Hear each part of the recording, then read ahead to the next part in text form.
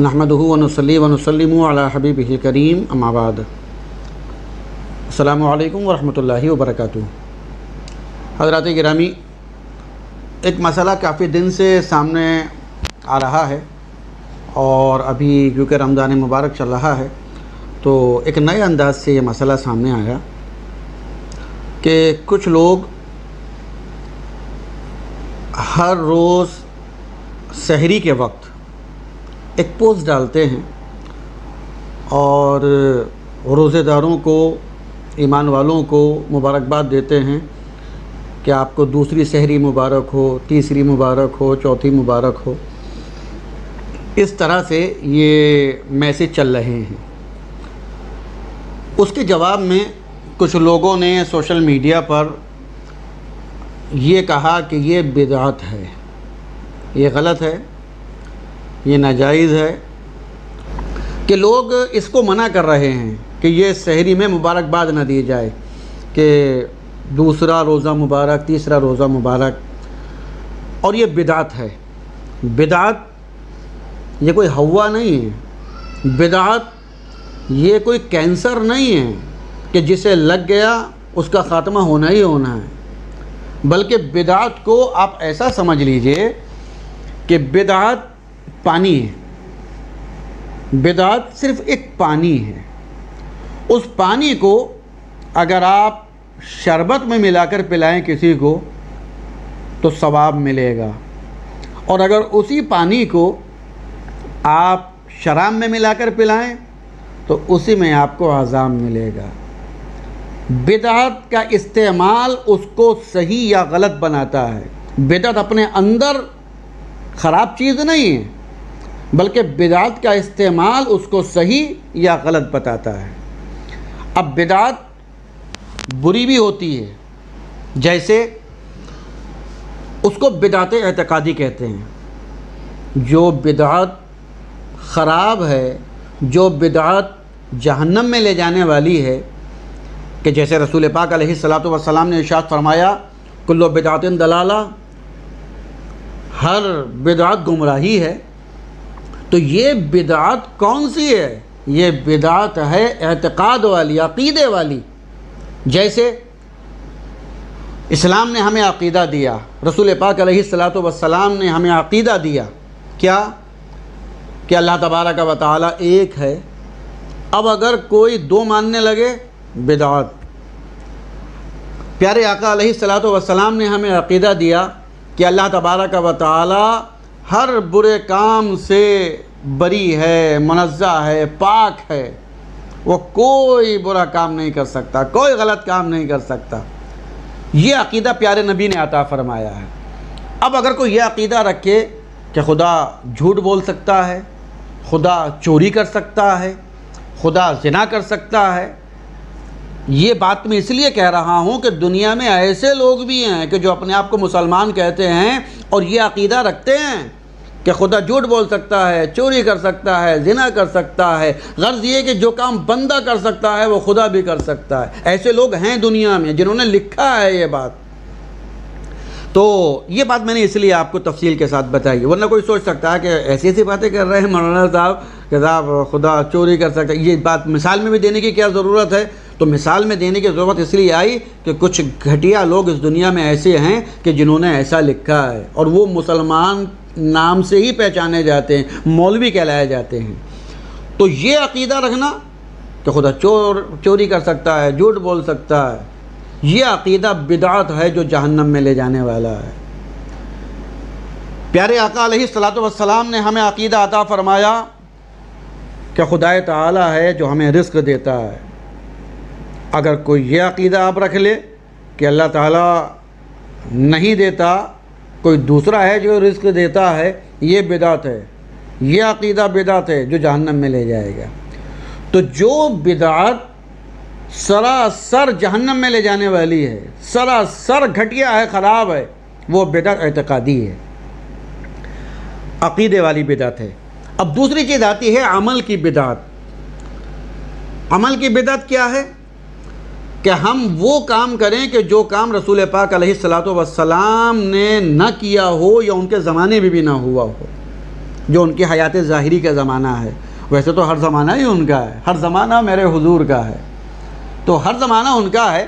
مگر جو یہاں حیات ظاہری مراد ہے میری، کہ جو کام پیارے آقا علیہ الصلوۃ والسلام نے اپنی ظاہری حیات پاک میں نہ کیا ہو یا پیارے آقا کے سامنے نہ ہوا ہو، وہ کام اگر آج ہم کریں تو صاحب بدعت ہے، ناجائز ہے، حرام ہے، ایسا ہے ویسا ہے.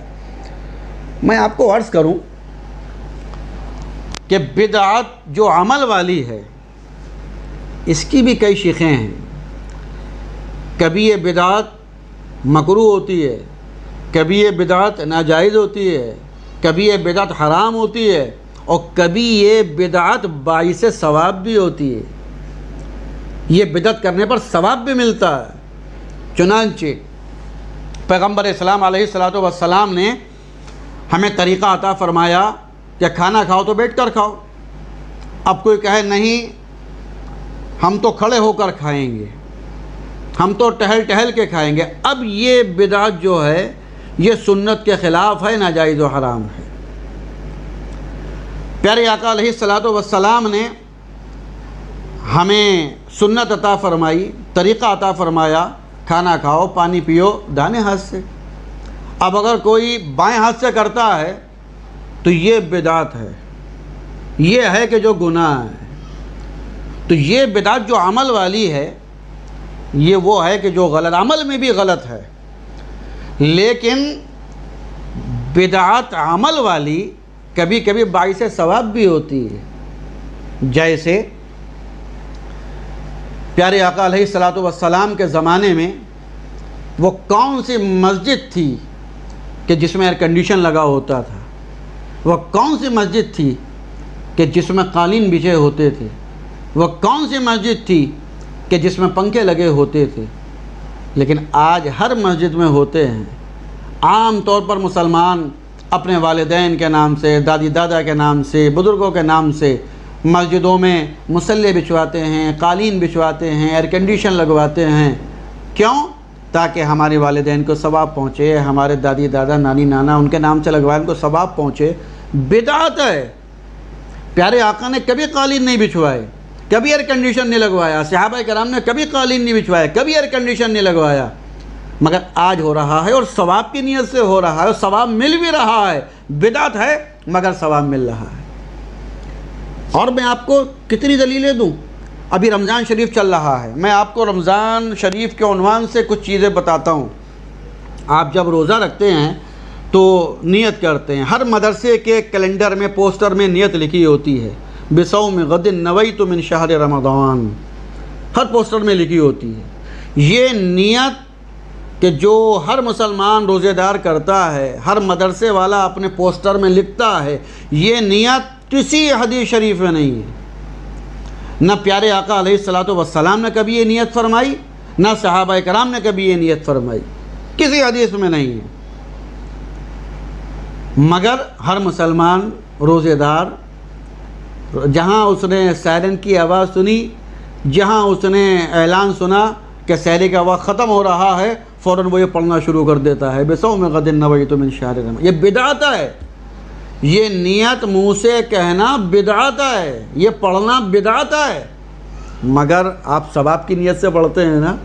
جس مولانا نے اپنے مدرسے کے پوسٹر میں یہ لکھ کر آپ کو دی کہ روزے کی نیت اس طرح کرنا، انہوں نے بھی ثواب کی نیت سے کی. بدعت ہے مگر ثواب مل رہا ہے. آپ مسجد میں دیکھیے گیزر لگے ہوتے ہیں پانی گرم کرنے کے لیے. آپ کو معلوم ہوگا کہ پیارے آقا علیہ الصلوۃ والسلام نے ٹھنڈے پانی سے وضو کرنے کی فضیلت بیان فرمائی ہے. گرم پانی سے نہیں، ٹھنڈے پانی سے وضو کرنے کی فضیلت بیان فرمائی ہے. لیکن آج ہر مسجد میں گیزر لگا ہوا ہے، اور جہاں گیزر نہیں ہے تو وہاں لکڑیاں جلا کر، اسٹوو جلا کر، گیس پر پانی گرم کر کے نمازی کو دیا. مطلب رسول پاک نے جو فضیلت بیان کی ہے اس کے خلاف ورزی کی جا رہی ہے. مگر اتنا بتائیے کہ جس نے بھی مسجد میں گیزر لگوایا ہے یا مسجد میں لکڑیاں رکھوائی ہیں کہ اس کو جلا کر پانی گرم کیا جائے، اس نے کس نیت سے کیا ہے؟ اس لیے کہ اچھا ہے کہ یہ گیزر لگا دوں مسجد میں، سنت کے خلاف کام ہوگا، بدعت ہے، بدعت کام ہوگا، اچھا ہے کہ مجھے اس کا عذاب مل جائے. باپ کے نام سے لگوا دوں تاکہ باپ کی قبر میں عذاب ہوتا رہے اس کو؟ نہیں، ثواب کی نیت سے۔ بدعت ہے مگر ثواب ہے۔ کیوں؟ اس لیے کہ پیارے آقا علیہ الصلوۃ والسلام نے جو ارشاد فرمایا ٹھنڈے پانی سے وضو کرنے کی یہ فضیلت ہے، یہ اچھائی ہے، یہ خوبی ہے، ٹھیک ہے، پیارے آقا علیہ الصلوۃ والسلام کے ہر فرمان پر ہمارا ایمان ہے۔ لیکن آج کے حالات دیکھتے ہوئے کہ دسمبر اور جنوری کی ٹھنڈ میں اگر لوگ ٹھنڈے پانی سے وضو کریں گے بیمار ہو سکتے ہیں، بخار آ سکتا ہے، نزلہ زکام کھانسی کے شکار ہو سکتے ہیں، اور نماز پڑھنے میں ان کو تکلیف ہو سکتی ہے، اس لیے ان کے لیے گرم پانی کرا دیا گیا تاکہ نمازیوں کو آسانی ہو۔ بدعت ہے مگر ثواب مل رہا ہے۔ کیا پتہ چلا کہ وہ بدعت کہ جس سے مسلمانوں کا فائدہ ہوتا ہے، مسلمانوں کا بھلا ہوتا ہے، وہ بدعت ناجائز نہیں ہوتی، وہ بدعت حرام نہیں ہوتی۔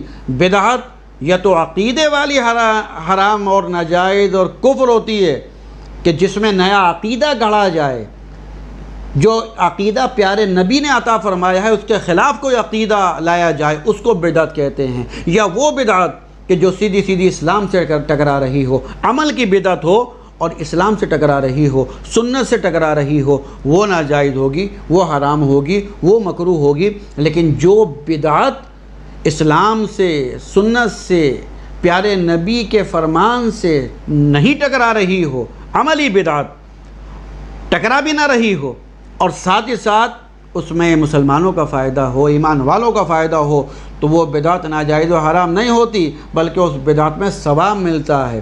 میں اس سلسلے میں آپ کو مشکوٰۃ شریف کی حدیث پاک سناتا ہوں۔ مشکوٰۃ شریف میں صفحہ 33 پر ہی یہ حدیث پاک موجود ہے کہ جس نے اسلام میں اچھا طریقہ نکالا تو اس کو اس کا ثواب ملے گا، اور جو اس کے بعد اس پر عمل کریں گے ان کا ثواب بھی ملے گا، اور عمل کرنے والوں کے ثواب میں کوئی کمی بھی نہ ہوگی۔ اور جس نے اسلام میں کوئی برا طریقہ نکالا اس پر اس کا گناہ ہوگا، اور جو اس کے بعد اس طریقے پر عمل کریں گے تو ان کا گناہ بھی ہوگا، اور ان کے گناہوں کا حصہ اس کو بھی پہنچے گا کہ جس نے برا طریقہ نکالا تھا۔ تو کیا پتہ چلا کہ بدعت یہ ہوا نہیں ہوتی ہے، بلکہ بدعت کو دیکھنا پڑتا ہے کہ بے شک نیا طریقہ ہے، مگر یہ نیا طریقہ اسلام سے ٹکرا تو نہیں رہا ہے، پہلی چیز دیکھنی پڑے گی۔ اور دوسری چیز کہ اس بدعت میں مسلمانوں کا، ایمان والوں کا فائدہ ہے کہ نہیں۔ اگر فائدہ ہے ایمان والوں کا تو بدعت ہی صحیح مگر اس پر ثواب ملے گا۔ چنانچہ ہم رمضان شریف میں تراویح پڑھتے ہیں، 20 رکعت نماز تراویح جماعت کے ساتھ پیارے آقا علیہ الصلوۃ والسلام نے نہیں پڑھی، سیدنا امیر المومنین حضرت صدیق اکبر رضی اللہ تعالی عنہ نے نہیں پڑھی، سیدنا عمر فاروق اعظم رضی اللہ تعالی عنہ نے بھی اپنی زندگی کے اکثر حصے میں نہیں پڑھی، بلکہ آخر حصے میں جب آپ نے نماز تراویح 20 رکعت جماعت کے ساتھ قائم فرمائی تو آپ نے اس کے ساتھ ایک چیز ارشاد فرمائی، اور وہ کیا آپ نے ارشاد فرمایا؟ آپ نے فرمایا کہ یہ بدعت اچھی ہے۔ مشکوٰۃ شریف کے صفحہ 115 پر یہ حدیث پاک موجود ہے، نعمت البدعت ہذہ، یہ جو بدعت ہے یہ اچھی ہے، بڑھیا ہے، عمدہ ہے۔ تو حضور فاروق اعظم رضی اللہ تعالی عنہ یہ 20 رکعت تراویح جماعت کے ساتھ اس کو بدعت بھی فرما رہے ہیں اور اچھا بھی فرما رہے ہیں۔ کیا پتہ چلا کہ ہر بدعت بری نہیں ہوتی، ہر بدعت ناجائز و حرام نہیں ہوتی، بلکہ ہر بدعت اعتقادی عقیدے والی کفر ہوتی ہے۔ اور جہاں عملی بدعت کی بات ہے تو اس میں دیکھنا پڑے گا کہ اس سے ایمان والوں کا فائدہ ہے کہ نہیں۔ اگر فائدہ ہے تو وہ بدعت ثواب ملنے کا سبب بنے گی۔ اب ہمیں یہ دیکھنا ہے کہ جو یہ رمضان مبارک میں روزانہ سحری کے وقت پوسٹ آتی ہے کہ دوسرے روزے کی سحری مبارک، تیسرے روزے کی سحری مبارک، اگر یہ پوسٹ ایک مسلمان دوسرے مسلمان کو کرتا ہے تو اس سے آپس میں محبت بڑھتی ہے کہ نہیں؟ اس سے آپس میں پیار بڑھتا ہے کہ نہیں؟ جب ایک مسلمان دوسرے مسلمان کو میسج کرے گا، سلام کرے گا، سلام کرنے کے بعد یہ میسج دے گا کہ بھائی آپ کو دوسرے روزے کی سحری مبارک ہو، تیسرے روزے کی سحری مبارک ہو، تو آپس میں محبتیں بڑھیں گی۔ تو وہ کوئی بھی کام کہ جس سے ایمان والوں میں محبت بڑھتی ہو، پیار بڑھتا ہو، تو وہ بدعت ہی صحیح، مگر اس بدعت میں ثواب ملے گا، کیونکہ اس کام سے آپس میں محبتیں بڑھ رہی ہیں۔ اسلام کا تو مطلب ہی یہ ہے، اسلام تو چاہتا ہی ہم سے یہ ہے کہ ہم آپس میں محبتیں بڑھائیں، آپس میں پیار بڑھائیں، آپس میں اتحاد و اتفاق کو بڑھاوا دیں۔ تو اگر کسی بھی کام سے آپس میں محبت بڑھ رہی ہے، آپس میں پیار بڑھ رہا ہے، ایک دوسرے کو تحفے دینے سے پیار بڑھتا ہے، ایک دوسرے کی خبرگیری کرنے سے پیار بڑھتا ہے، ایک دوسرے کو خطوط لکھنے سے، ایک دوسرے کا حال چال معلوم کرنے سے اگر پیار بڑھتا ہے اور بالکل بڑھتا ہے، تو یہ بدعت ہمیں اور آپ کو ثواب دینے والی ہے۔ چنانچہ آپ اس میں یہ دیکھیے کہ جب کوئی کسی کو کہتا ہے کہ آپ کو سحری مبارک، دوسری سحری مبارک، تیسری سحری مبارک، مبارک کا مطلب کیا ہے؟ یہ مبارک کیا چیز ہے؟ یہی مطلب ہے نا کہ اللہ تعالیٰ تو یہ برکت دے، اللہ تعالیٰ تجھ پر رحمتیں نازل فرمائے۔ یہ مبارک کہنا ایک دعا ہے۔ کسی کو مبارک کہنا، شادی مبارک، مطلب اللہ تعالیٰ تمہاری شادی کو اچھا رکھے، دوام عطا فرمائے، استقامت عطا فرمائے، تمہاری ازدواجی زندگی اچھی طرح گزرے، مطلب یہی ہوتا ہے۔ مبارک کا مطلب کسی کو دعا دینا۔ تو اگر ہم نے کہا کہ سحری آپ کو دوسرے روزے کی سحری مبارک، تیسرے روزے کی سحری مبارک، مطلب کیا ہے کہ آپ کو یہ سحری مبارک ہو، اللہ تعالیٰ آپ کے روزے کو قبول فرمائے، آپ کو یہ روزے میں آسانیاں عطا فرمائے، آپ کے روزے میں خوش و خضوع عطا فرمائے۔ مبارک بات دینے کا یہی مطلب ہوتا ہے نا۔ تو مبارک کہنا یہ ایک دعا ہے، اور کسی بھی ایمان والے کو دعا دینا یہ ناجائز نہیں ہو سکتا، یہ حرام نہیں ہو سکتا، بدعت ہی صحیح مگر غلط نہیں ہو سکتا۔ لہذا آپ بدعت کو ہوا نہ سمجھیں، اور وہ لوگ کہ جو بدعت کو ہوا بنانے کی کوشش کر رہے ہیں وہ بدعت کو ہوا نہ بنائیں۔ بدعت جو ایمان والوں کو فائدہ دیتی ہے وہ بدعت، کہ جو ایمان والوں کی بھلائی کے لیے ہو وہ بدعت، کہ جس میں ایمان والوں کا بھلا ہوتا ہو اور وہ بدعت اسلام سے ٹکراتی بھی نہ ہو، تو وہ بدعت ثواب کا باعث بنتی ہے، چاہے وہ کام رسول پاک نے کیا ہو کہ نہ کیا ہو، پیارے آقا یا صحابہ اکرام کے زمانے میں ہوا ہو کہ نہ ہوا ہو، آج ہی شروع ہوا ہو، لیکن اگر اس میں بھلائی ہے ایمان والوں کی تو وہ صرف ثواب ملنے کا ہی سبب بنے گی۔ لہذا آپ بالکل دیجئے، مبارکباد دیتے رہیے، ایک دوسرے کی خبرگیری کرتے رہیے، ایک دوسرے سے پیار اور محبت سے پیش آتے رہیے۔ اللہ تبارک و تعالی ہم سب کو آپس میں اسی طرح پیار، محبت اور ملنساری بڑھانے کی توفیق عطا فرمائے۔ السلام علیکم ورحمۃ اللہ وبرکاتہ۔